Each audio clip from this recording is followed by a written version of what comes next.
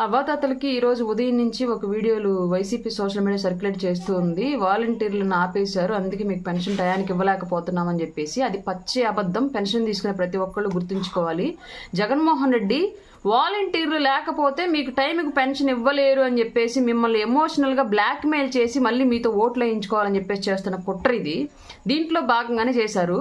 ఆర్థిక సంవత్సరం ఎండింగ్ అవ్వడం మూలంగా, ఫైనాన్షియల్ ఇయర్ ఎండింగ్ అవ్వడం మూలంగా ప్రతి సంవత్సరము మార్చి ఎండింగ్లో వీళ్ళు మీకు పెన్షన్ లేటుగానే ఇస్తూ ఉన్నారు. ఏప్రిల్ నెలలో ప్రతి సంవత్సరం లేటుగానే ఇస్తున్నారు. పోయిన సంవత్సరం కూడా లేటుగా ఇచ్చారు. దానికి మేము క్వశ్చన్ కూడా చేసాం ప్రభుత్వాన్ని. ఫైనాన్షియల్ ఇయర్ ఎండింగ్ అని మీకు ముందే తెలుసు కదా, ముందుగానే ఎందుకు డబ్బులు విత్డ్రా చేసి అందుబాటులో పెట్టుకోలేదని చెప్పేసి మేము గతంలో కూడా చెప్పున్నాము, ఈ ప్రభుత్వాన్ని క్వశ్చన్ చేస్తున్నాము. అట్లాగే ఈ వైసీపీ పార్టీ సొంత పేపర్ అనేటువంటి సాక్షిలో కూడా గత 4 రోజుల క్రితము ఫైనాన్షియల్ ఇయర్ ఎండింగ్ మూలంగా పెన్షన్లు లేట్ అవుతాయని చెప్పేసి వాళ్లే ప్రచురించడం జరిగింది. కానీ ఇవాళ కొత్తగా వాళ్లే సొంత ఇంట్లో వాళ్ళని హత్య చేసుకుని ప్రతిపక్షాల మీద వేసి వాళ్లే కోడి కత్తులతో ఘాట్లు పెట్టించుకుని ప్రతిపక్షాల మీద వేసినటువంటి ఈ ఫేక్ ప్రభుత్వం మళ్ళీ ఇవాళ వాలంటీర్లను ఆపడం మూలంగానే, టీడీపీ, జనసేన, బీజేపీ ఆపటం మూలంగానే మీకు ఈ నెల పెన్షన్ల టయానికి ఇవ్వలేకపోతున్నామని చెప్పేసి స్టోరీలు క్రియేట్ చేశారు. అది పచ్చి అబద్ధం. కేవలం వాళ్ళు వాలంటీర్లను మళ్ళీ తెచ్చుకోవడానికి, అలాగే ప్రతిపక్ష పార్టీల మీద విషం నింపడానికి మాత్రం ఇలా చేస్తూ ఉన్నారు. వాలంటీర్లు ఒక్కళ్ళే రాష్ట్రంలో ఉద్యోగులుగా లేరు కదా మీకు ఇవ్వడానికి పెన్షను. సిద్ధం బ్యానర్ల దగ్గర పోలీసులను, సిద్ధం బ్యానర్లు, అలాగే పెత్తందారులు అని చెప్పేసి బ్యానర్లు వేసి వాటి దగ్గర పోలీసులను కాపలా పెట్టారు. వాళ్ళని ఇప్పుడు మీకు పెన్షన్ ఇవ్వడానికి వాడుకోకూడదా?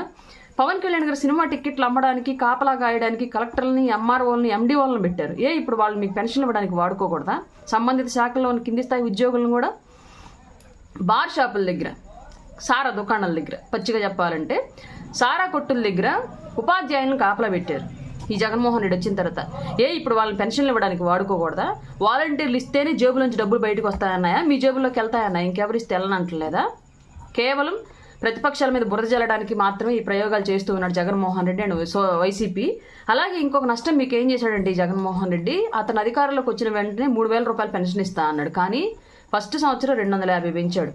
ఆ ఫస్ట్ సంవత్సరం మీరు నష్టపోయిన డబ్బులు ప్రతి నెల 750 రూపాయలు లెక్కేసుకుంటే 12 నెలలకి మీకు 9,000 రూపాయలు నష్టం జరిగింది. 2 సంవత్సరాలు అలాగే జరిగింది. 2 సంవత్సరాలు 9,000. అలాగే ఆ తర్వాత సంవత్సరం దాన్ని 500 చేశాడు, అప్పుడు నష్టపోయింది 6,000 రూపాయలు.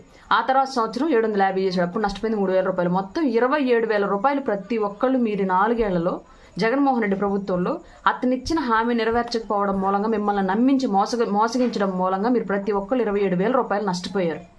అట్లాగే ఏం జరిగినా సరే ప్రతిపక్షాల మీద వేస్తున్నటువంటి ఈ ముఖ్యమంత్రి వాలంటీర్లను వాళ్ళ సొంత కార్యకర్తలను పెట్టుకున్నాడని చెప్పేసి వాళ్ళే చెప్పడం మూలంగా వాళ్ళని ఆపింది ఎలక్షన్ కమిషన్. ప్రతిపక్ష పార్టీలకి దానికి సంబంధమే లేదు.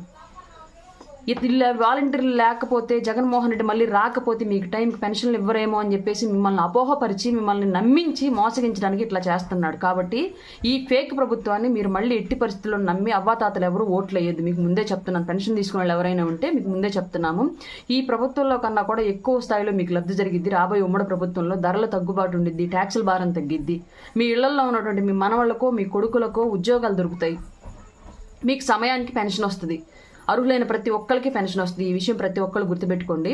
అలాగే ఈ ప్రభుత్వం ఇప్పటి వరకు రాష్ట్ర వ్యాప్తంగా ఏం చేసినా, అలాగే ఈ జగన్మోహన్ రెడ్డి ఇప్పుడు అభ్యర్థులు ప్రకటిస్తూ ప్రతి ఒక్కరికి అంతంత మాత్రం ఆర్థిక పరిస్థితి అని చెప్తున్నాడు ఏ అభ్యర్థిని ప్రకటించినా సరే. కానీ ఉత్తి మాటలే. ఎలక్షన్ కమిషన్ అఫిడవిట్లో చూయించిన లెక్కల ప్రకారమే ఒక్కొక్కళ్ళు 300 కోట్లు 500 కోట్లు వైట్ మనీని చూపిస్తూ ఉన్నారు వాళ్ళ అభ్యర్థులంతా. కానీ పేదవాళ్ళు అంట వాళ్ళంతా.